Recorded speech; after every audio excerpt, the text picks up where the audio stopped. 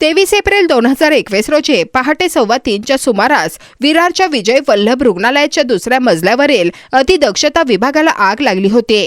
या आगीत 16 जणांचा होरपळून मृत्यू झाला होता। विरारच्या विजय वल्लभ रुग्णालयाला लागलेल्या आगीचा गोपनीय अहवाल 3 वर्षांनी खुला झाला आहे। जिल्हाधिकाऱ्यांनी तयार केलेल्या या अहवालात रुग्णालय व्यवस्थापनाबरोबर पालिकेच्या अनेक वरिष्ठ अधिकाऱ्यांना देखील दोषी ठरवण्यात आले आहे। या अधिकाऱ्यांवर कारवाईचे निर्देश देऊनही कुणावरही कारवाई झालेली नव्हती हे विशेष। या प्रकरणी प्रहार पक्षाने या अधिकाऱ्यांना तत्काळ निलंबित करून संपूर्ण प्रकरणाची SIT मार्फत चौकशी करण्याची मागणी केली आहे।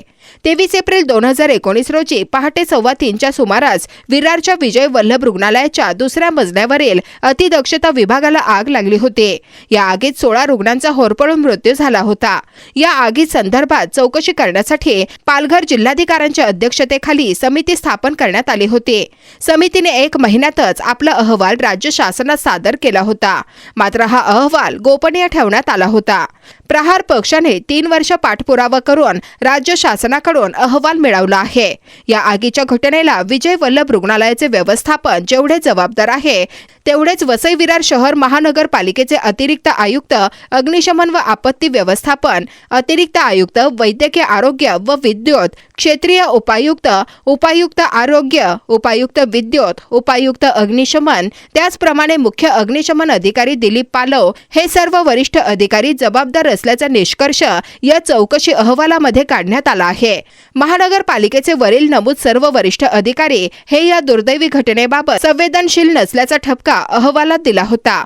या सर्व संबंधित अधिकाऱ्यांना या दुर्दैवी घटनेसाठी दोषी ठरवून त्यांच्या विरुद्ध विभागीय चौकशी सुरू करावी, त्यांच्या बदल्या करण्यात याव्यात, तसेच त्यांना संवर्गानुसार नगरपालिकेमध्ये नियुक्ती देऊन सर्व प्रशासकीय बाबींमध्ये प्रशिक्षित करावे असे स्पष्ट निर्देश जिल्हाधिकाऱ्यांनी या चौकशी अहवालात दिले होते। मात्र त्यावर 3 वर्ष उलटूनही काहीच कारवाई झालेली नाही। इतक्या गंभीर प्रकरणाचा अहवाल गोपनीय असल्याचे सांगून 3 वर्षे दडवला आणि सर्व दोषी अधिकाऱ्यांना संरक्षण देण्यात आले। या सर्व अधिकाऱ्यांना तत्काळ निलंबित करून विशेष तपास यंत्रणेची स्थापना करून सखोल चौकशी करावी अशी मागणी प्रहार जनशक्ती पक्षाचे पालघर जिल्हाध्यक्ष हितेश जाधव यांनी राज्य शासनाकडे केली आहे। जे अधिकारी दोषी आहेत त्यांच्यावर कारवाई तर दूरच, उलट त्यांनी पालिकेतील कार्यकाळ पूर्ण केला, पदोन्नती घेतली आणि आता बदली करून अन्य महापालिकेत रुजू झाले आहेत।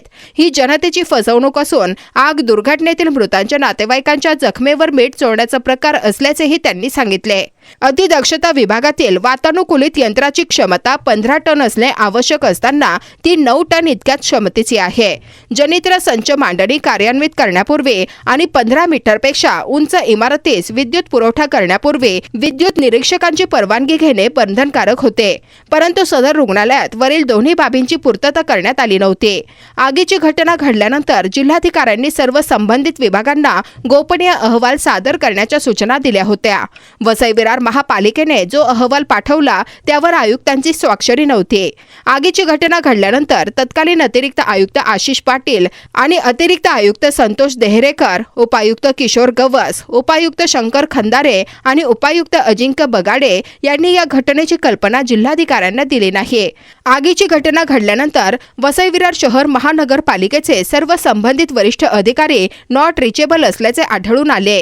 क्षेत्रीय उपायुक्त नयना ससाने या घटनेच्या ठिकाणी सकाळी 7 ते 8 तास उशिरा 10:30 वाजता हजर झाल्या, तर उपायुक्त आरोग्य किशोर गवस हे घटना घडल्याच्या सुमारे 3 तासानंतर सकाळी 6:40 हजर झाले।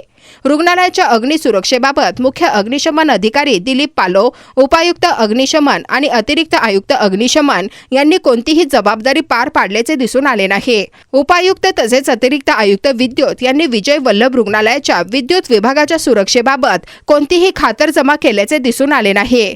तत्कालीन अतिरिक्त आयुक्त संतोष देहरेकर, तत्कालीन अतिरिक्त आयुक्त आशिष पाटील, तत्कालीन उपायुक्त किशोर गवस, तत्कालीन उपायुक्त अजिंक्य बगाडे, तत्कालीन उपायुक्त नयना ससाने, अग्निशमन प्रमुख दिलीप पालव आम्ही अहवाल म्हणून राज्य शासनाला सादर केला होता। ज्यांनी आमच्याकडे माहिती अधिकारात अहवालाबाबत माहिती मागितली होती त्यांना आम्ही गोपनीय म्हणून नाकारला होता।